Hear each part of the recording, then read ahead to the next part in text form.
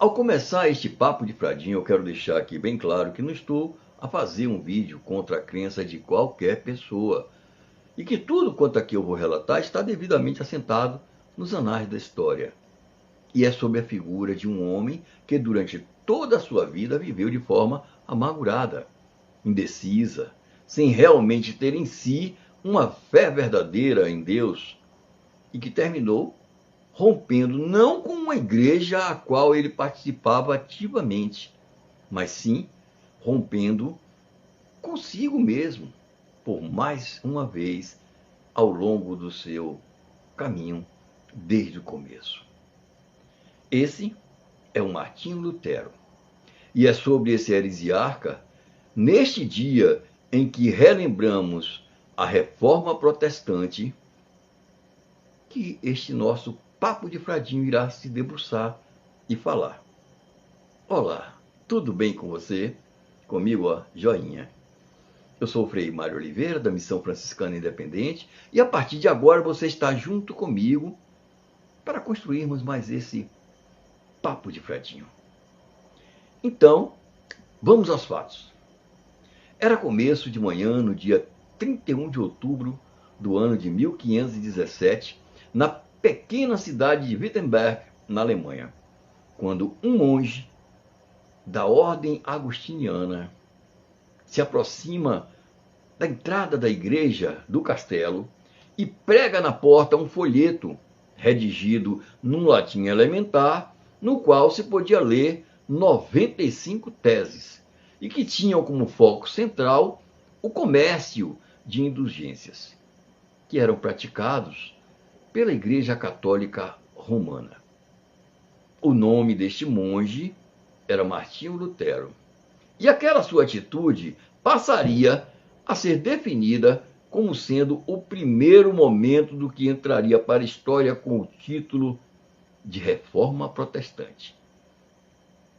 Mas como terá sido o processo que levou aquele monge agostiniano à apostasia? Já que, como bem disse o filósofo grego Epíteto, nada de grande se faz de repente.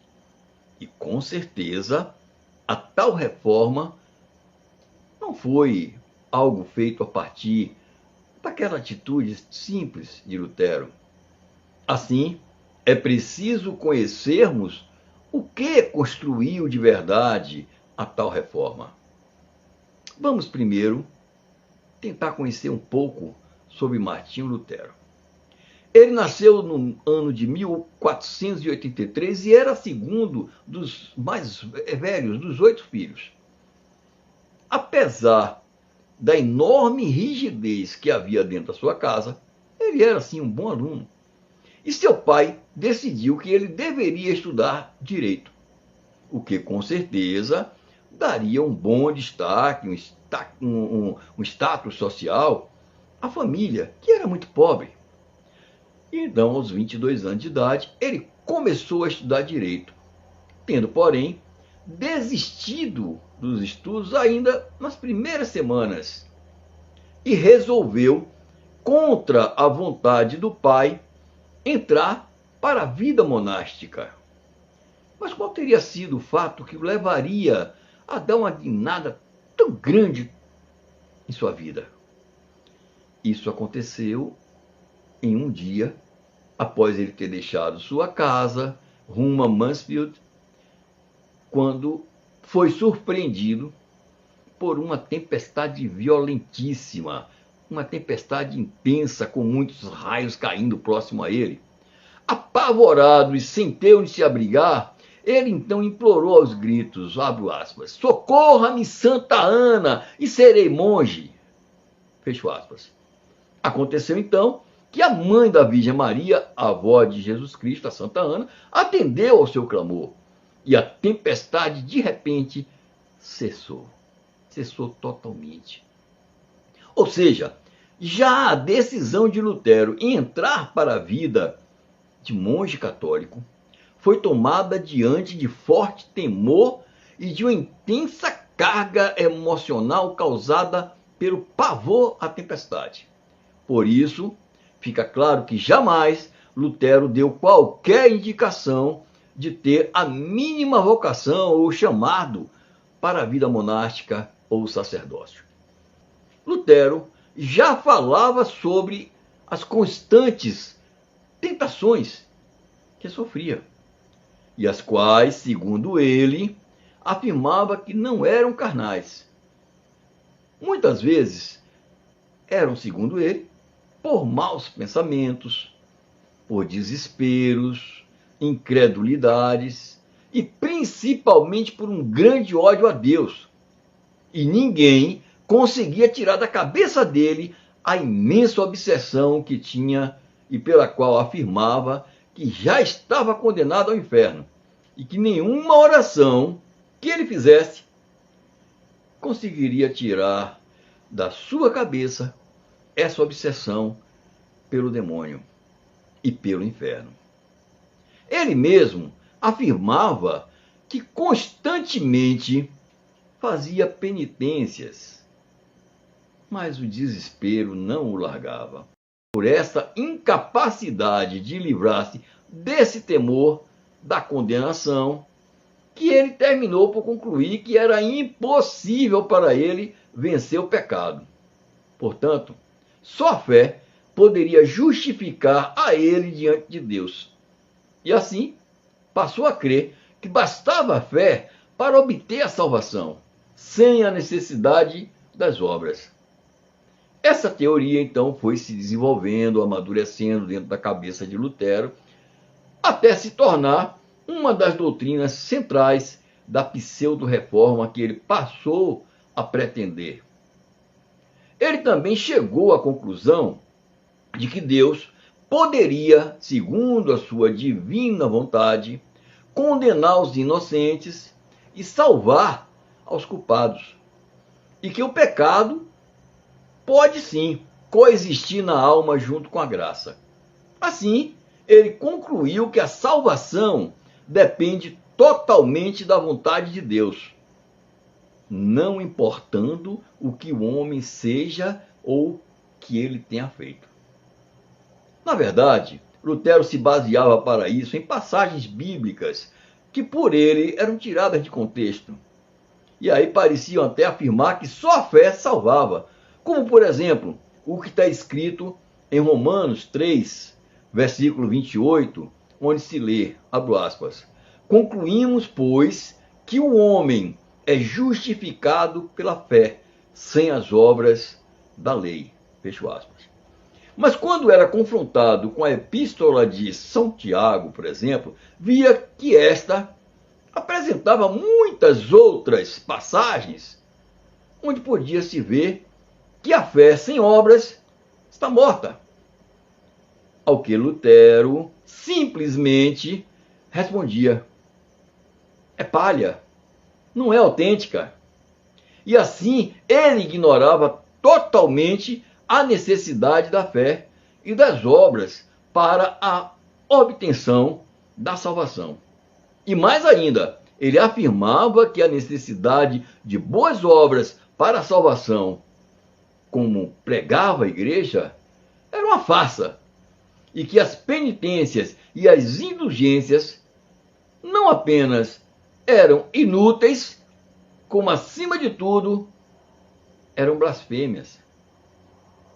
Acho que se Lutero estivesse vivo hoje e visse pastores protestantes em quase todas as denominações vendendo salvações e indulgências à torta e à direito, ele teria mudado de ideia. E por falar nisso, o caso das indulgências, na verdade, foi apenas um bom pretexto para que Lutero se rebelasse e então mostrasse publicamente as suas novas teorias. Após o ato de pregar suas teses na porta da igreja do castelo de Wittenberg, Lutero foi intimado a comparecer em Roma a fim de se explicar. E durante o tempo que durou esse inquérito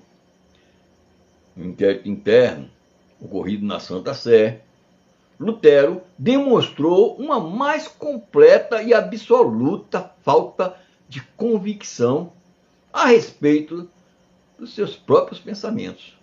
Ora, ele se submetia à autoridade da Igreja Romana, chegando mesmo em 1519 a afirmar aos seus inquisidores que, abro aspas, confesso plenamente o supremo poder da Igreja Romana. Fora de Jesus Cristo, Senhor nosso, nada no céu e na terra se deve preferir. Fecho aspas. Mas assim que recebeu sua sentença proferida pelo Papa Leão X, ele, em praça pública, queimou o documento e afirmou ser o Papa Leão X o próprio anticristo.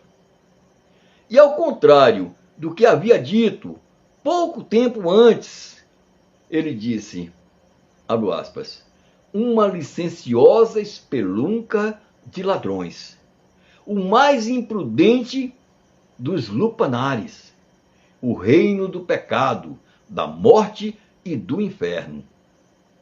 Fecho aspas. Agora me diga você que acompanha este nosso Papo do Pradinho, como que alguém pode mudar de opinião assim, tão de repente, e em tão pouco espaço de tempo? No ano de 1521, a bula papal Decente Romanum Pontífice acabou excomungando Martinho Lutero. E esse fato fez com que o heresiarca realizasse, quase não sai, ainda mais suas atitudes e seus discursos.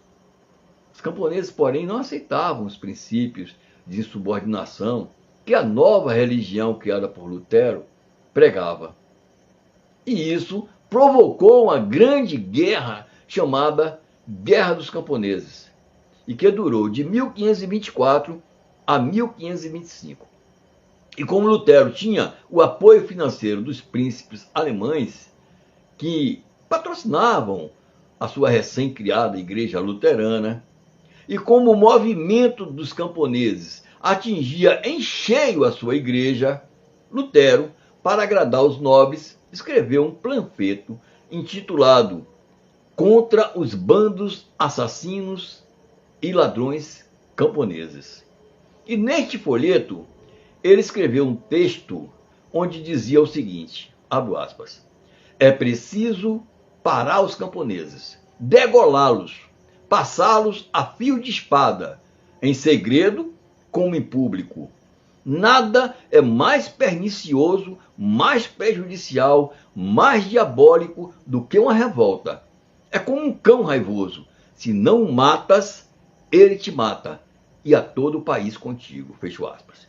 Enfim, esta é a real face deste monge católico que ficou mundialmente conhecido por sua revolta contra a Igreja Católica, mas que, na verdade, nunca passou de ser um infame, um hipócrita, e que, ao quebrar a unidade católica, o que ele fez, na verdade, foi apenas mostrar ao mundo a imensa fragilidade da tal reforma protestante, que até os dias de hoje não consegue se sustentar em uma unidade. E vive a se quebrar, e se quebrar, e se quebrar indefinidamente. E a cada nova quebrada dessas, uma nova denominação evangélica surge.